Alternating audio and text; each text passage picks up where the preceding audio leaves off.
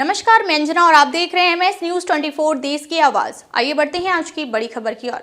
अबू कताल की मौत से घटे ही लश्कर के आतंकियों की घुसपैठ, कई हमलों का मास्टरमाइंड था हाफिज सईद का भतीजा जियाउर रहमान उर्फ नदीम उर्फ अबू कताल उर्फ कताल सिंधी की मौत लश्कर ए तैयबा पर बड़ा आघात है।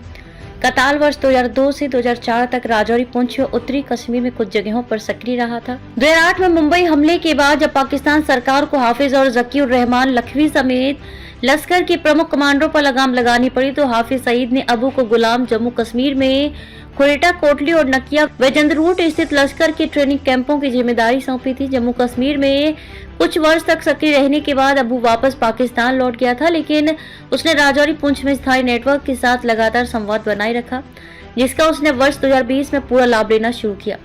उसने जिला पुंछ में मोहरा गुरसाई में अपने दो खास ओवरग्राउंड वर्करों निसार अहमद उर्फ हाजी निसार और मुश्ताक हुसैन चाचा की मदद से न सिर्फ गुलाम जम्मू कश्मीर में आतंकियों की सुरक्षित घुसपैठ कराई, बल्कि भाटा, धुलिया और ढांगी हमले को भी अंजाम दिया।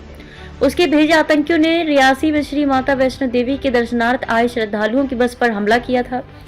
ढांगरी राजौरी में 1 जनवरी 2023 को आतंकियों ने 2 बच्चों समेत 7 लोगों की हत्या की थी। निसार और मुश्ताक जेल में हैं। ढांगरी हमले के संदर्भ में एनआईए द्वारा दायर आरोप पत्र में अबू कताल और साजिद जट्ट को भी आरोपित बनाया गया है। जम्मू कश्मीर पुलिस के एक वरिष्ठ अधिकारी ने अपना नाम न छापे जाने की शर्त पर बताया कि अबू लश्कर के उन कमांडरों में शामिल था जिन्हें हाफिज लखवी, मकई जैसे कमांडरों के बाद दूसरी पंक्ति में अग्रणी माना जाता है। हाफिज ने गुलाम जम्मू कश्मीर, सिंध और पाकिस्तानी पंजाब में लश्कर के महत्वपूर्ण ट्रेनिंग कैंपों की जिम्मेदारी अपने दामाद वलीद के बाद अगर किसी को सौंपी है तो वो है अबू कताल सिंधी उर्फ जियाउर रहमान को ही सौंपी।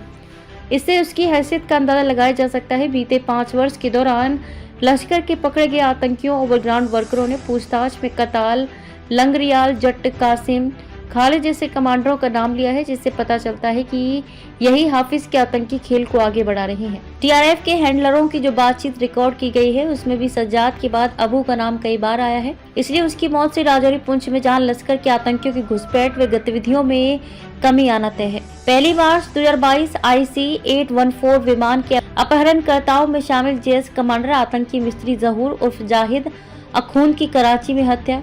19 सितंबर 2022 भारत में आतंकी व अलगाववादी गतिविधियों में लिप्त आतंकी हैंडलर मोहम्मद लाल की नेपाल के काठमांडू में हत्या। 20 फरवरी 2023 रावलपिंडी में हिजबुल के इम्तियाज आलम उर्फ बशीर अहमद पीर के अज्ञात बंदूकधारियों ने हत्या कर दी थी। वह कश्मीर में आतंकी गतिविधियों को अंजाम देने में जुटा था। 22 फरवरी 2023 जम्मू कश्मीर में IS का नेटवर्क मजबूत करने में जुटे एजाज अहमद अहंगर की काबुल में हत्या कर दी गई। वह अफगानिस्तान में बसा हुआ था। केंद्र सरकार ने उसे 4 जनवरी को मोस्ट वांटेड आतंकी की सूची में शामिल किया था। 1996 में कश्मीर की जेल से छूटने के बाद से वह फरार था। माना जा रहा है कि तालिबान ने उसकी हत्या कर दी। 26 फरवरी 2023 कराची में अलबदर के पूर्व कमांडर सैयद खालिद राजा की हत्या। वह जम्मू कश्मीर का अलबदर का कमांडर रह चुका था।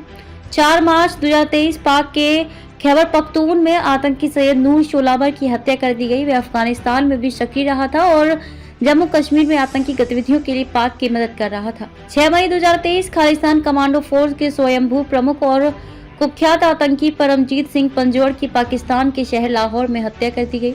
मोटरसाइकिल पर आए 2 ज्ञात हमलावरों ने 63 वर्षीय पंजौड़ को उस समय गोली मार दी जब वह अपनी सोसाइटी में टहल रहा था।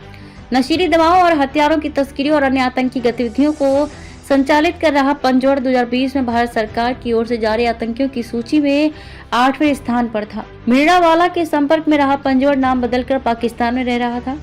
18 जून 2023 खालिस्तान टाइगर फोर्स के प्रमुख हरदीप सिंह निज्जर की कनाडा के सिर में गोली मारकर हत्या कर दी गई थी। अब तक के लिए बस इतना ही। फिर मिलते हैं एक ऐसी ही बड़ी खबर के साथ। तब तक के लिए नमस्कार और देखते रहिए MS न्यूज 24 देश की आवाज। अगर आपको वीडियो पसंद आई हो तो लाइक करें व शेयर करें। ऐसे लेटेस्ट अपडेट पाने के लिए बेल आइकन प्रेस करना ना भूलें। अगर आप हमें फेसबुक या फिर इंस्टा के माध्यम से देख रहे हैं तो हमारे पेज को फॉलो जरूर करें। धन्यवाद।